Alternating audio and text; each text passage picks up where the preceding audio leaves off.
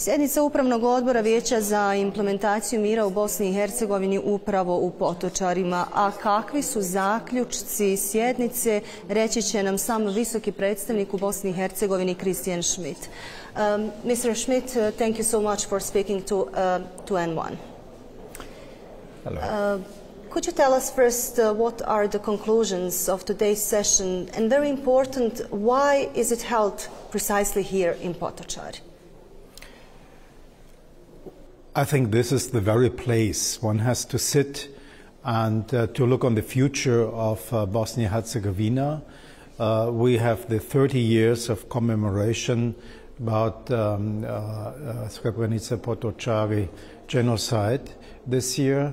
And I invited that we hear as well about the development of the commemoration center as a teaching and remembering place for everybody, not for any ethnic group excluded. Everybody, every young people should come.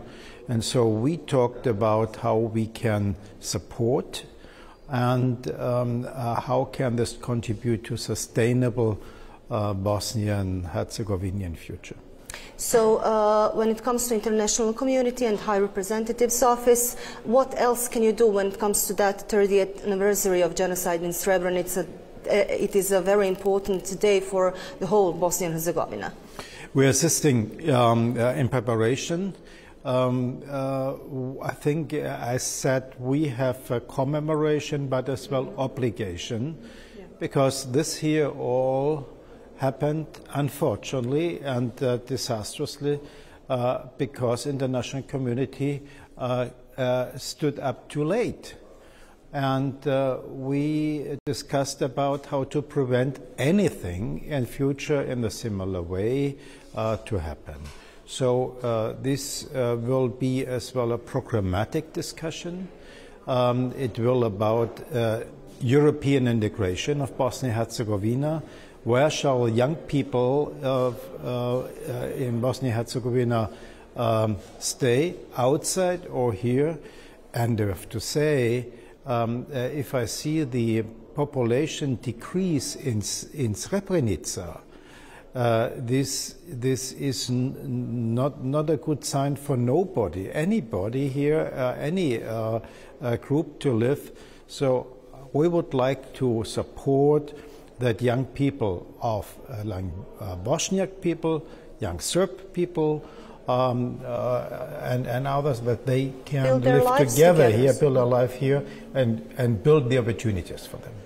But this is a very specific political and especially security situation. You are aware that Memorial Center was forced to close its doors for several days because its employees didn't feel safe, they were afraid, they were under a lot of pressure because of the political situation. How do you comment on that? I've been here some weeks ago just to reassure the staff and Emir Svilagic that we are supportive and that we will do everything that this site will be opened again. They did it in between with a look on security. I have to say it's good that today I will be together with the ComUfor being present here together with the ambassadors to show that this is not only an empty word, but this is, we feel, necessity to safeguard everybody to have an open space here. How to deal with those who deny genocide, who are fugitives from justice? Education, education, education, open discussion, and trying and working with everybody to see that the never again is the key wording. This is not easy, but I have to say, if I look at some cases, you remember what we had in curricula and school books, just recently decided by the Constitutional Court about a school book in Republika Srpska, this is not the way. Teaching does not mean glorification of former generals. It does only mean just truth and drawing the right conclusions. So I would encourage that we look a little bit more on the curricula in Bosnia-Herzegovina. Could you tell us, did you have any problems getting here? Because you know, Milorad Dodik stated earlier that you will be arrested if you come to Republika Srpska. You didn't have any kind of troubles? Not at all.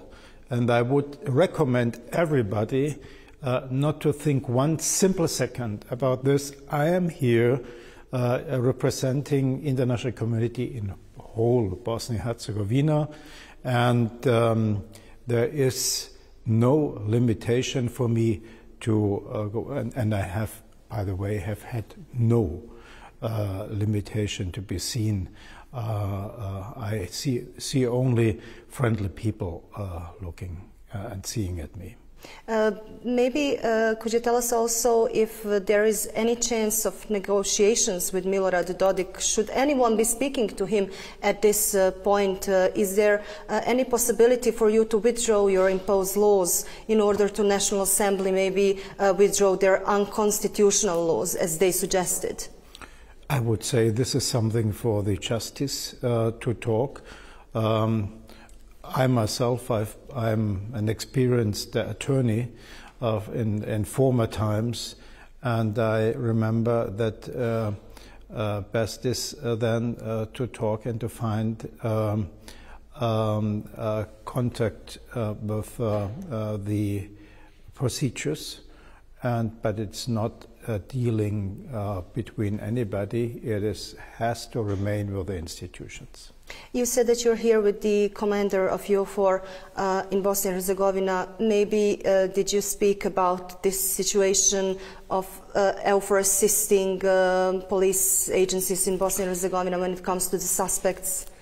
I'm here for civilian implementation. I see that there is in between SIPA is operating again in Republika Srpska. How should I say? Let's wait and see.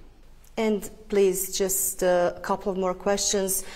EU sanctions, do you have maybe information about some other countries, maybe follow the example of Germany and Austria? I'm hearing that some countries are checking how to go the same way. And I'm somehow optimistic. It's a sign to say, come on, this is not a way of cooperation in future. If we see that the European Council talks about this, this is good news, because as well as a precondition to have this issue settled, this attack against the constitutionality for opening the negotiations with Bosnia-Herzegovina for European integration. And that's so important, necessary, that I see that there's a lot of commitment in European Union. I thank very much the High Representative of European Union for international politics, Kaja Kallas, who has been here, and I would say incredibly outspoken about this issue. What about the US? There are no messages these days. I have to state that up to now I do not see any change in its position. I may refer to the statement of Secretary Rubio. I will be in some time, in a short time, in New York at the Security Council, and the signals I'm receiving are encouraging. And one last question, please, from this place here in Potočara, your message to the people, first of all to the victims of genocide. What would you say to them? Are they safe at the moment? Returnees, of course, Bosnian people. They are safe, and we take this as an important obligation to assure that this will be in the future as well. Unfortunately, we have the returnee situation is not sufficiently well done. I will go after every case where there is any attack. We have seen that it has not increased, and so I would say it's not the baddest. I might tell. We will stick with them. Please stay here. This country needs a melange of all and not a separation. And everybody who is going for separation has not understood what the core of Bosnia-Herzegovina is, including some people in Banja Luka. Thank you so much, Mr. Schmidt. Thank you.